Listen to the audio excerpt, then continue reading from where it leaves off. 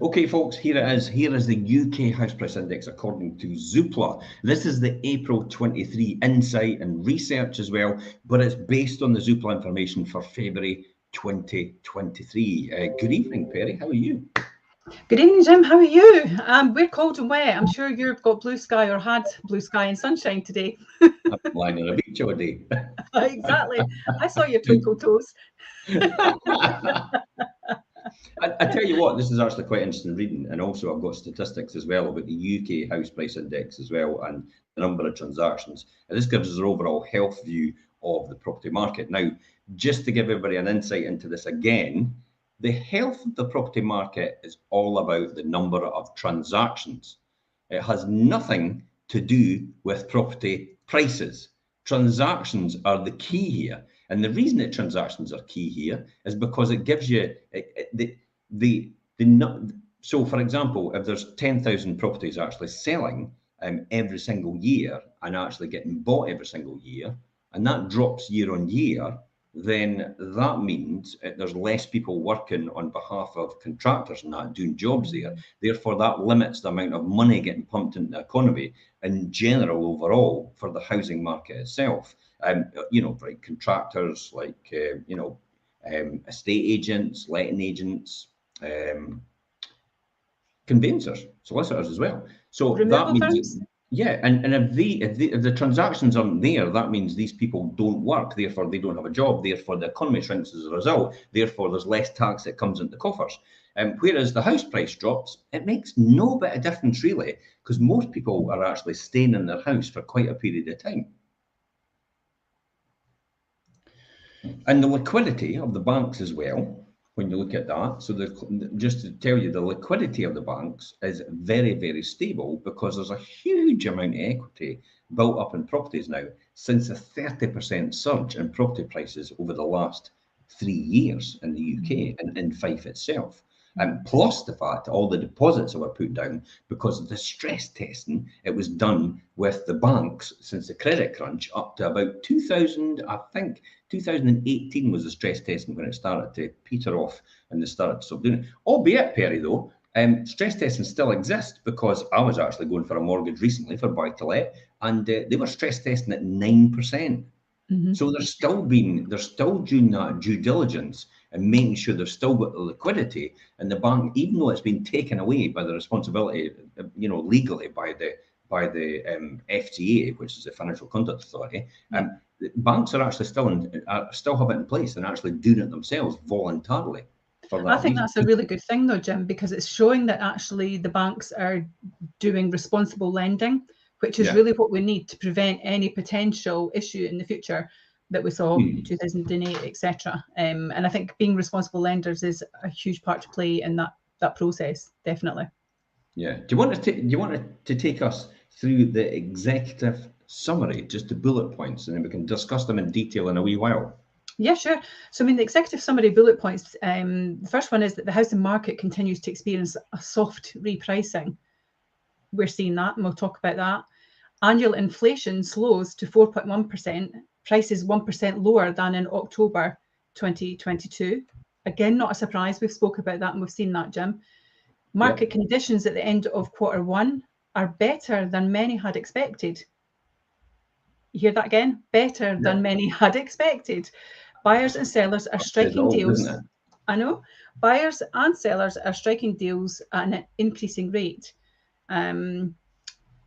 They expect 500,000 sales to complete in Q1 of 2023, meaning we're on track for 1 million sales, which potentially is higher than the 2023 plan. So that's a positive.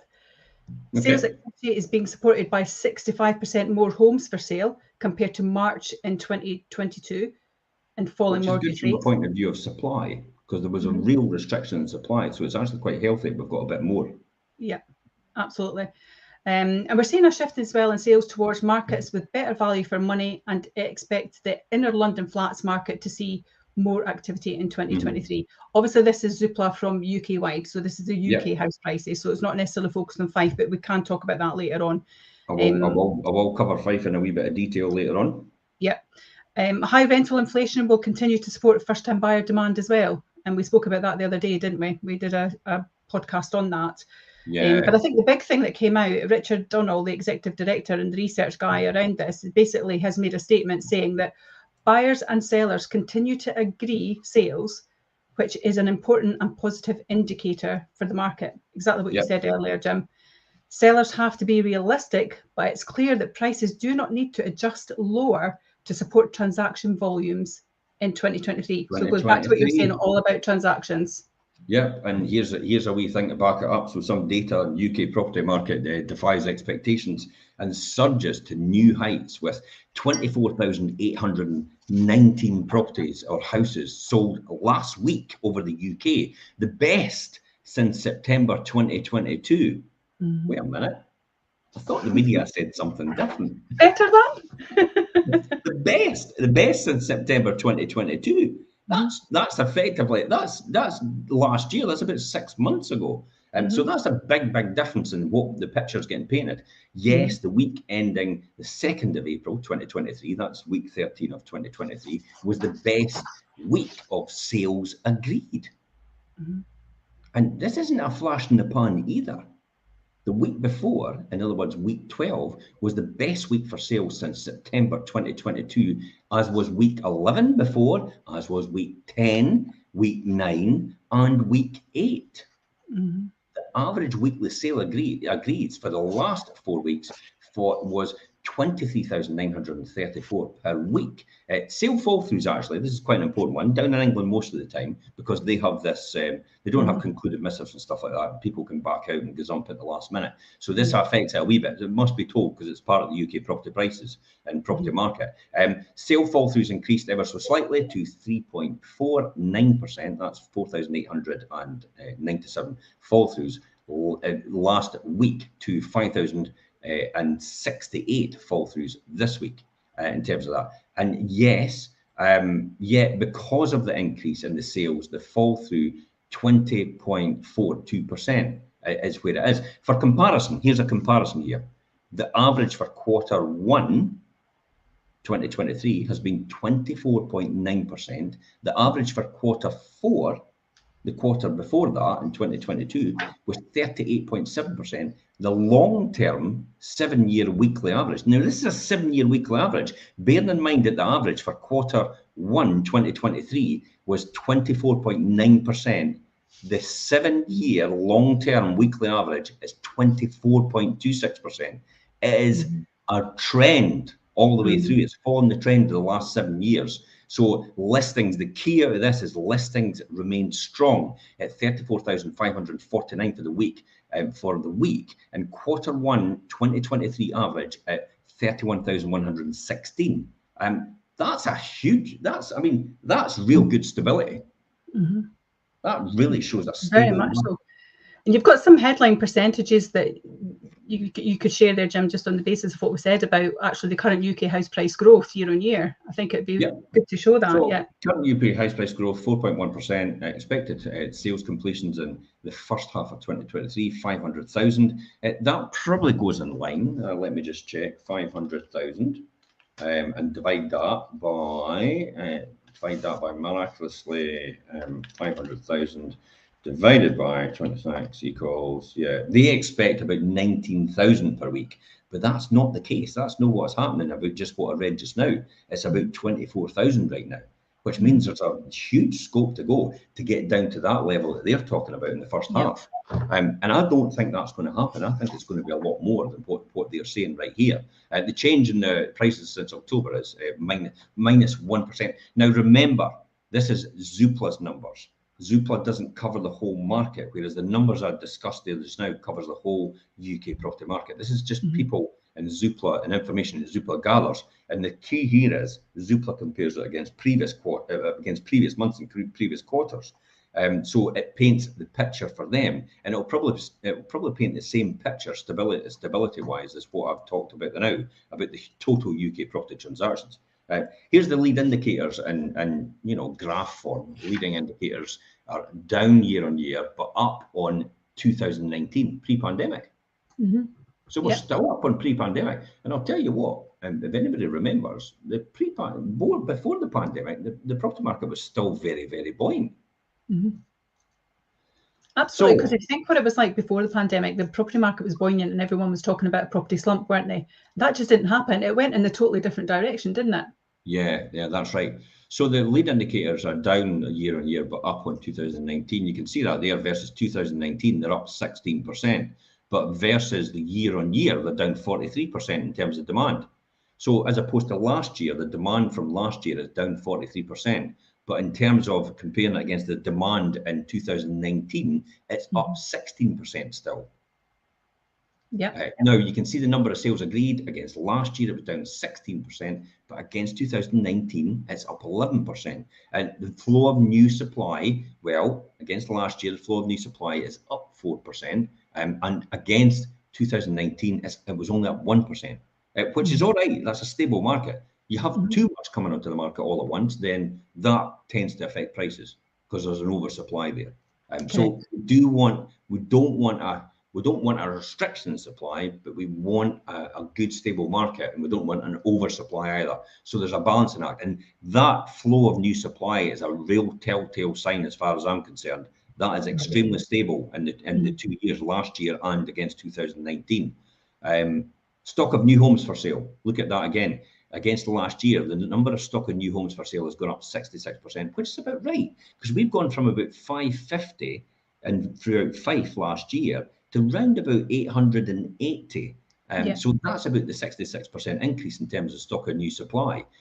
But then compared against 2019, we're still down minus 16%, which is true because 2019, we were sitting round about 1,100 properties on Zoopla at any one point in time for sale across Fife, compared to 880 right now. So that's a 16% reduction, I would say. So yeah, okay, things are looking up. Stable property market, stable prices. Let's go on and have a wee chat about what the buyers continue. So the buyers are actually continuing to return to market. The sales market continues to see the return to buyers, with more new sales being agreed. In recent weeks, the demands for new homes has reached its record levels and high since last October, when the fallout of the mini budget hit activity. Demand is 16% higher than it is this time in 2019. All areas are registered an improvement with the market conditions. Some areas are doing better than others, and that's key here. Now, sales volumes actually reveal a truer picture on health of the market. The more important indicator of the market health, and this is what we just said at the beginning, and even Zoopla are saying this as well, it's the sales volumes that are the most important. This is the true indicator of how well the property market is doing. So it's the market health is the number of sales being agreed, homes sold, subject to contract. So sales agreed are 60% lower than this time last year. The demand is 43% lower, but 11% higher than 2019 levels on an upward trajectory. Last year saw a chronic undersupply of homes for sale when pushed prices higher, which acted as a drag on sales completions. There are 65% more homes for sale than a year ago. The average estate agent has 25 homes available compared to a low of 14 homes this time last year. I'd vouch for that. Yeah, because it's taken longer, isn't it, for the stock to shift? This is a positive change. Now, you've got to see that. Anybody out there is listening to this. This is a very positive change, and improves buyer choice, meaning sellers do need to price sensibly if they're serious about moving. Sellers continue to make the modest downward adjustments to asking prices. This ensures pricing matches what buyers are prepared to pay. At the same time, they're setting discounts to the asking price on average averaging at 4% or £14,000 in terms of plus numbers. And the scale of price gains over the pandemic enables sellers to adjust pricing while continuing to agree sales, unlocking their desire to move and supporting sales overall. Let's have a wee look at the next graph here. This is what we do. This is actually quite an interesting one as well. I mean, I love graphs because they're very, very pictorial, and they show you all the numbers and clearly year on year. So you can see that there. So 2019, February 2019 is this one, the light purple, I would say. February 2022 is the darker purple, and February 2023 is the black. Okay, so you can see that here at the time on the market, number of days. You You can see that in Scotland itself. So the time on market in a number of days was 30. It dropped down to about 18, and then it's jumped back up to around about the 30 again in terms in comparison in 2023. And you can see it right across the board how that's happened. See how it's always been high in 2019 all the way through, and then dropped like a stone when it came to 2022, and then it started to recover back up and take a bit longer to sell again.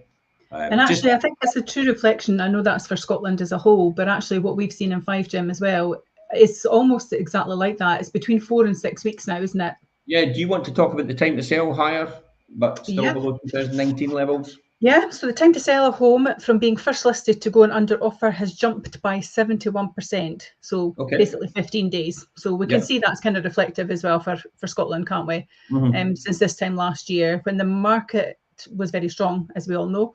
However, the time to sell remains below the 2019 levels in most areas. Scotland has the shortest sale periods at 28 days as homes are marketed with a survey and valuation. And that makes a big difference, I think, because obviously Scotland's the only one that really kind of does that throughout the UK, as far as we are aware. Certainly I don't do that in England.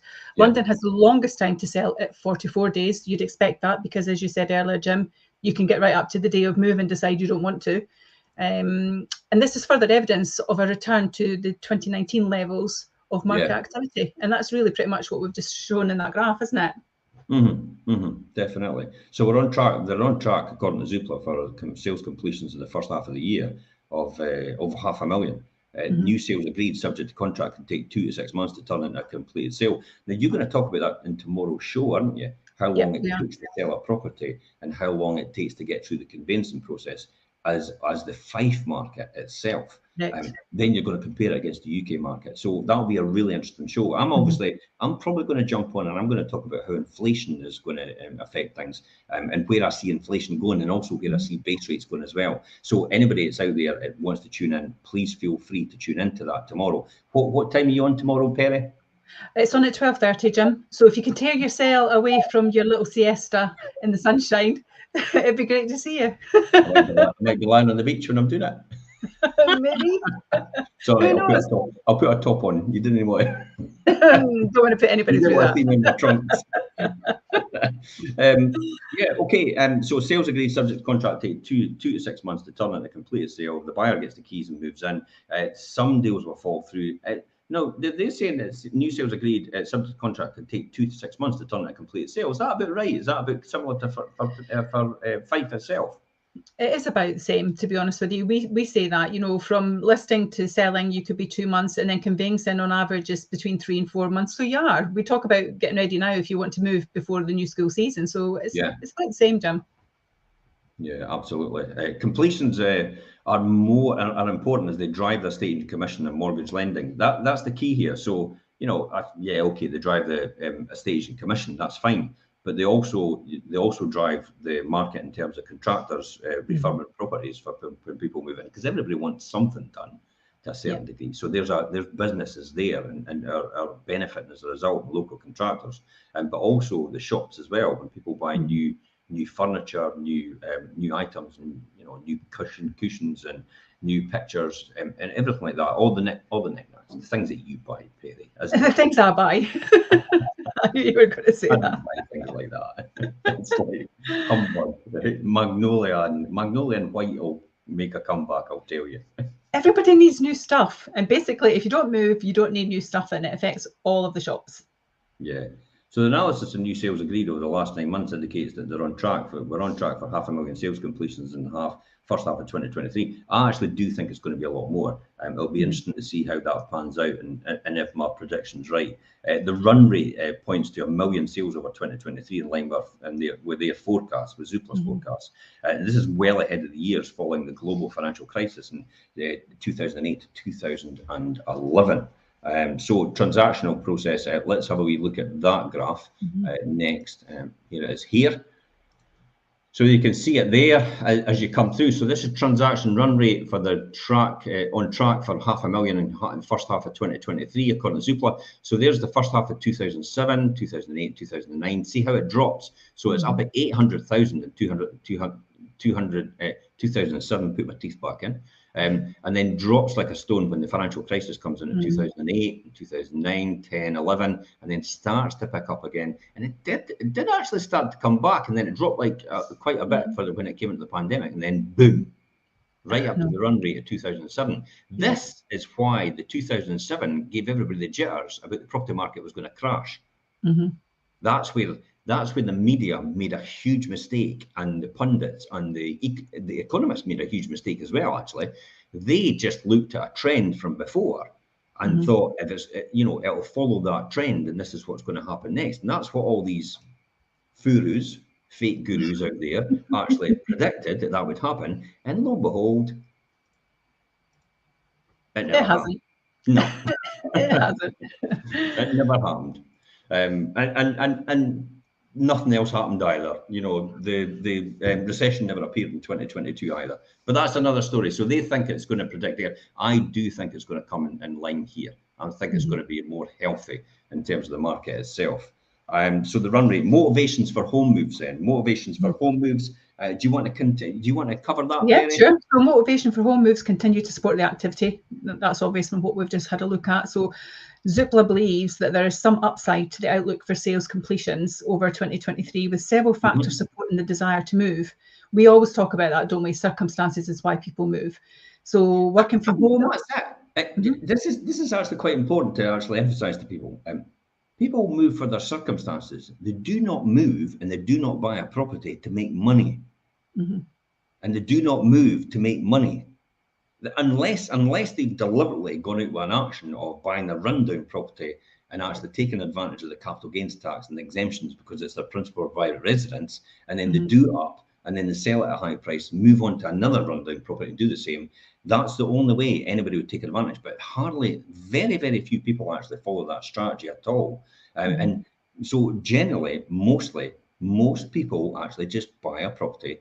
And the key here about buying a property is only secure your place on the property ladder so you're not open to fluctuations in prices. In other words, if prices go up dramatically, so does your house. If prices go down dramatically, so does your house. You're trading like for like, apples with apples. And rather than actually leaving yourself off that ladder and actually realizing it's, wait a minute, I've got to switch ladders, or I've got to climb a bigger ladder now.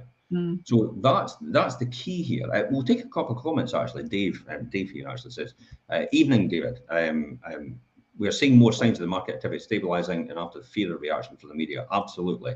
And he also goes on to say, "Is the knock-on on economic impacts for the housing sector still roughly a 10k injection?"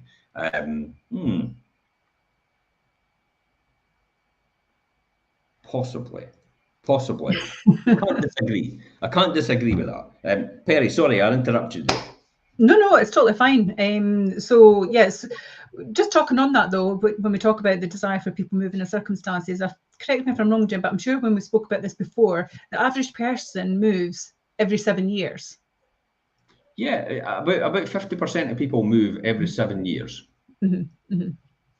Okay, so that's another reason why things are going to stabilize a little bit as well. But anyway, the reasons why people move. So you've got working from home 1 to 2 days a week. We see that a lot. It's becoming the norm. Many people have got their home offices. They're based at home frequently.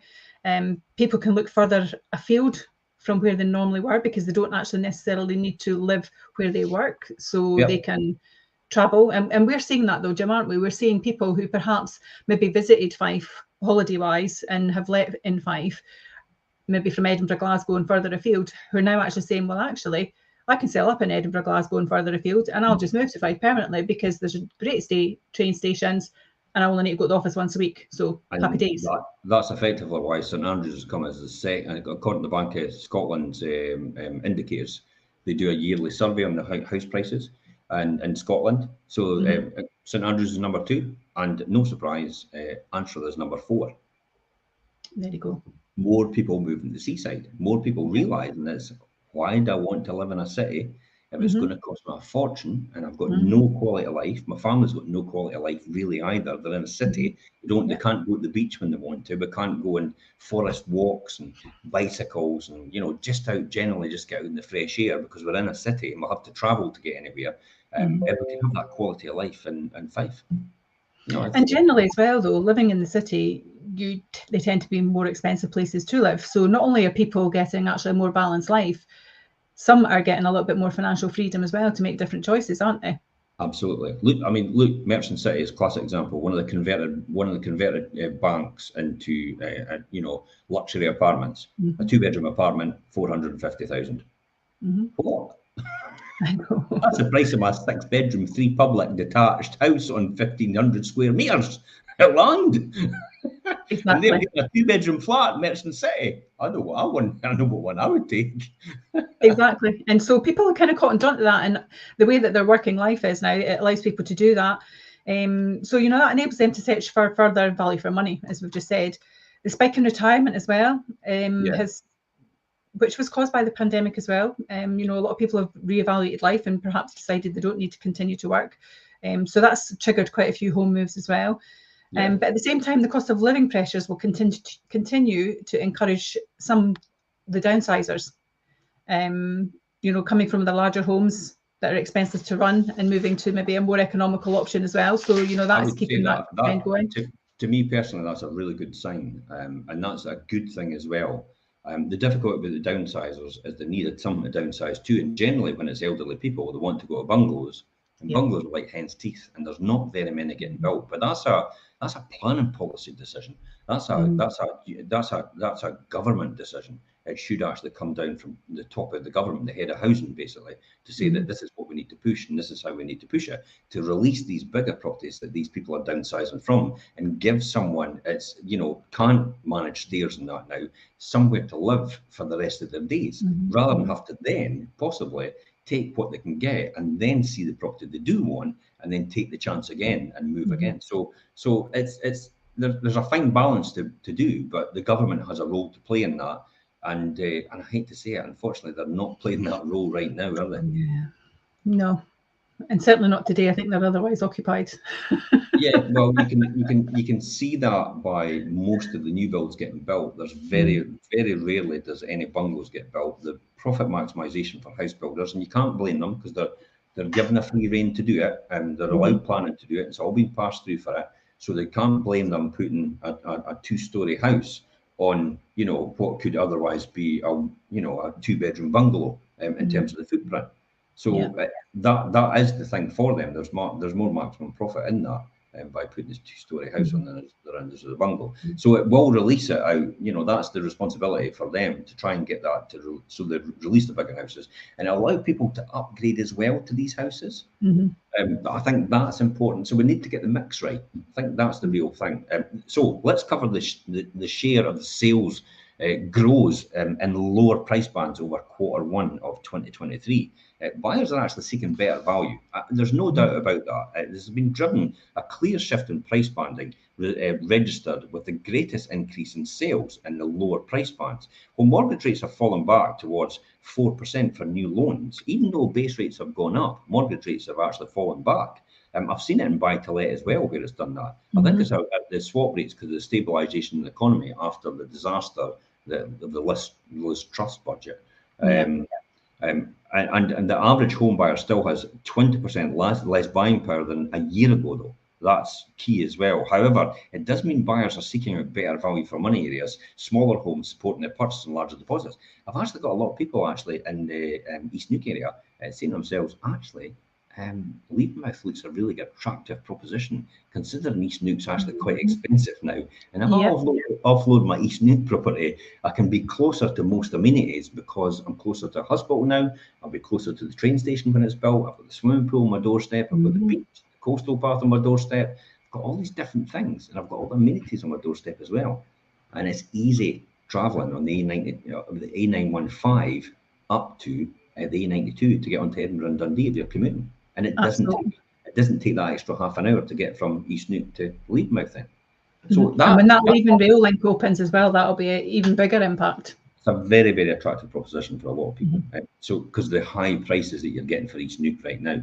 So comparing sales in the last month to the same time last year, we find an increase in the share of sales in the cheapest 40% of the market by 40% market by price. We also see a drop in the share of sales in the higher price top 40% of the market by price as well.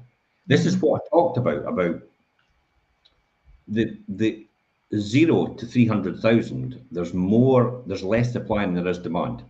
Still, 300,000 to 500,000, it's like even Stevens. In other words, the number of properties coming on is the number of properties getting sold. When you're going above 500,000 in your price point, there's more properties coming into the market, and there's actually people who will be able to, afford them in terms of demand. So that's the two differences we're talking about here, where it is. So the lower value properties are actually selling for the reason that they're just lower value properties, and a lot of them get good value for money. I've just explained there how attractive it is to get a 4-bedroom. Well, look at a classic example, of course, from Diageo. You've got Verciano Vale. You've also got the Lomond Homes development. It was built years ago as well. Turpey Road and that. You're buying a 3-bedroom semi-detached property for 200,000. That's a good deal. Yeah. Very much so. And yet I sold a 1-bedroom flat in Crail for 210,000. I know. Now you could argue Crail's absolutely beautiful, but is a 1-bedroom flat comparable to a 3-bedroom semi-detached? It goes back to exactly what we said earlier, though. No, it's all about circumstances. It depends on who you are and what point of your life you're in. What you want to achieve, yeah, definitely. Yeah, I mean, the 1-bedroom flat was definitely the achieve. I know what they wanted to achieve: the retirement and the idyllic position. You could just walk right down to Room Bay, and then every single day, just walk out your front door and you're at Room Bay straight away. And then the golf course is just round the corner, the historic Crail golf course, which is absolutely beautiful when you're playing round there, and it's just panoramic views all the way around. Stunning. For all to see. So, I could see where the huge appeal is there. And then you're 10 miles up the road from St Andrews. You can just go over the hill. So that's easy commuting to get to there. So it has a real good idyllic feel to it. I mean, there is clear evidence, so continued demand for the first-time buyers or second-time steppers. It also signals more caution on the part of existing homeowners. Upsizing into a bigger home will cost much more in mortgage costs. And homeowners may be waiting to see what happens in the economy before entering the market. Please don't. You're taking a big risk because if this market continues to go as it's going, it'll probably stay at this price, and you've possibly lost out. Or even if it drops, you could lose out potentially as well. And even if what happens if it goes up, you've got to think about that. Even if it stays exactly the same, and base rates continue to go up, because I'll touch on this tomorrow, and base rates continue to go up, then mortgages will go up. So if it stays exactly the same and you've waited, you're going to end up fixing yourself into a different mortgage deal, which is a lot dearer in the next couple of months than it is right now. And yet the market, the price will still be the same. So you've got to weigh up the pros and cons about how that works. If you're going to pay maybe 6 or 7% eventually in 6 months' time, if that is the rate when it ends up like that, and you're only paying 4% right now, there's a 3% differential there. Now, 3% of 100,000 is £3,000.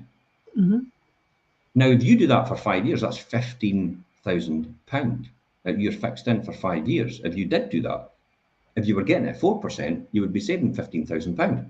So if you're buying a property at 200,000, you need it at least a £200,000 property to drop by 7.5% to just be level with where the mortgage rate will be in 6 months' time. And if it doesn't drop by that, you've lost out. It's actually costing you more to buy the property. So this is why it's all about now. It's going now. It's getting it when it's got certainty. It's knowing your numbers, planning for that. After all, if you're going to stay in your property for the next 15, maybe 10 years, maybe 7 years, like you said, 7 years, 50% sell within 7 years, 50% don't sell after 7 years. If you're going to stay there for at least 5 years, then the price is going to go up probably even 2%. Let's just take an average of 2% every year. If it just went up 2% on average, there's a 10% gain. So you've lost 7.5%, but you've gained 10%. So you're up 2.5% by buying now. I don't know if that's right or no. Something like that. But you understand what I mean. You have to work out the numbers and see where it'll work with that. This is a consistent trend across all regions in the UK. On average, we're seeing Zoopla seeing 5% increase in the share of sales the share of sales in the lower end of the market, and a 4% fall at the top end, you know, in terms of the actual price points as well. At the top end of the London market, here's the London market here. It is the only area bucking this national trend with an increase in the share of sales in the top 20. So house price growth is beginning to slow. Is that right, Perry? Well, certainly that's what Zoopla are saying. So Zoopla are saying that house price growth continues to slow to 4.1%, down from 9% a year ago. The index has fallen by just 1% since last October. Mm-hmm. The quarterly growth rate has been negative for the last 3 months, and it's the weakest rate of quarterly growth since 2011, as the market continues to go through a swift repricing nationally. Yeah. They talk about repricing. We refer to that really as a wee bit of stabilisation, though, Jim, don't we? Yeah, that's right. You've got August 2022 there in the black, November in the purple, and February 2023 in the red. So you can see the pricing there, how it's gone. The UK overall, you were sitting at over 9% in terms of the price in August 2022. It's dropping now in November 2022 to around about 6 or 7%. And then February 2023, it's over 3%. So you can see that in terms of the price points. And then you can see that in all the regional areas like Manchester, Cardiff, Leeds, Liverpool. But that's okay. The key here is it's not negative. It's still positive. So it's still a positive. I mean, negative might come through eventually if it doesn't stabilise and it keeps going down 1% every single time, because then as the bigger values drop off in a perpetual 12-month cycle, it will actually end up showing further down the line that it's negative. And that's why most people like myself, and you know, included, are saying, you know, prices probably will drop in the year on year by the end of the year, around about between 5 and 10%. I still think 5 is going to be quite resilient, but I still expect them to drop about 5%. But 5% isn't much in comparison, just as I've explained, in terms of where will the mortgage rates be in comparison to that. I do believe inflation will continue to go. But again, we'll talk about more of that next tomorrow's show. So just anything else to say on that? So, I mean, other than the quarterly growth rate has been negative for the last 3 months, they are saying that it is the weakest rate of quarterly growth since 2011, as the market continues to go through a swift reprice nationally, as we say. The annual rate of growth has slowed sharply across major cities, where house price inflation was running in double digits a year ago to less than 6% now. And we've kind of just displayed that a little bit there in regards to the graph. So what is the outlook, Jim? What does that look like now, do you think? Oh, well, I think the general outlook is, as we end the first quarter of 2023, I would say the housing market is in a much better shape than many predicted at the end of 2022. Arguably, the market is more balanced than any other time in the last 3 years. And the market is going through a soft repricing process with a modest quarter-on-quarter price falls across all regions and countries of the UK, Scotland, Wales, England, and Northern Ireland. The positive news is that buyers and sellers are agreeing deals which are supporting sales activity. In turn, it drives business plans and revenues for agents, lenders, and builders. There's no evidence, though, of a major mismatch between buyers and sellers that would suggest house prices and transaction volumes are going to suddenly drop anytime soon. Markets that have the best affordability will continue to attract demand and see above average levels of sales. And I still think that's fine. When you look at the price, an average price in Scotland, for example, average price of a property in Scotland is 183,000. Average price of a property in Fife is 170,000. My goodness, for some people that's first-time buyer territory, and that's the average. I know. And when I mentioned there a 3-bedroom semi-detached house in the Leadmouth area at 200,000, that's almost first-time buyer territory as well for some people who have just started out, or a couple, and they've got 2 incomes coming in. Correct. So the key here is the onus is on all the sellers to make sure pricing aligns with buyers' expectations. This is why it's really good to have an agent that knows exactly what they're talking about in terms of prices, because they can advise you of where you should be pricing your property accurately in order to be realistic about it, in order to get the sale done correctly. So make sure you tune into them and take their advice. If you're serious about moving, you simply cannot afford to overprice your home. The shift towards lower mortgage rates has improved market activity. Mortgage rates are set to remain around 4% over much of 2023. I'll talk about that more tomorrow. The reason why I think that might be different to what Zoopla is telling us. But who am I? We've only been right over the last year. Just as opposed to the Bank of England and the government. Anyway, who are we to know? We just go on the facts and data and it speaks for itself. I don't think they're actually looking at the bigger picture here. While mortgage rates remain 2 times higher than earlier last year, they still expect to see sales of 1 million transactions in 2023. They also anticipate a peak to trough house price falls of up to 5% in localised areas. See how that's now changing to 5% rather than the 10% that people are saying? Definitely adjusting it. And activity is starting to recover in London. First-time buyers number are also holding up. The rapid pace of rental inflation, up to 11% in the last year, is also keeping pressure on the would-be first-time buyers in the rental market to become owners, because that's key here, where we demonstrated it's actually £133 better off to become an owner. We did a show with Richard recently. So that's quite a key one. We believe the first-time buyer numbers will continue to hold up as the year, as they see buyers seek smaller homes and better value for money. Mortgage repayments are below rental costs in many regions at 4% mortgage rates. So getting a deposit will remain, the big hurdle for a lot of first-time buyers here.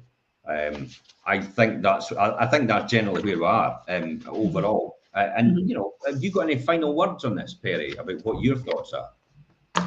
I think for me, the positive on this is actually, whilst there are some negative numbers being shown here, they're quite stable and it's nothing like what was predicted. Yeah. So I think for me, that actually shows us that the market is continuing to produce good numbers. People are still getting good property at good pricing. And actually, if you're ready to move for your circumstances, we're evidencing here that it's a good opportunity for you to do that now. And it is a stable market. Yeah, absolutely. I've got a wee comment here saying I couldn't see the monthly change for Zoopla. Did I miss it? Yep, you did. We covered it at the beginning. So just to give you an indication about that again, the current UK house price growth year on year is 4.1%. So that's in terms of the house prices. And that since the price change since October 2022, because the other ones are a wee bit smaller and immeasurable, according to Zoopla, is minus 1%. So hopefully that answers your question. And that's it. Thank you very much for coming on, Perry. If anybody's got any more questions after this or on the podcast or anything else, please feel free to comment later on and we will pick up that message. But until next time, it's bye-bye from us.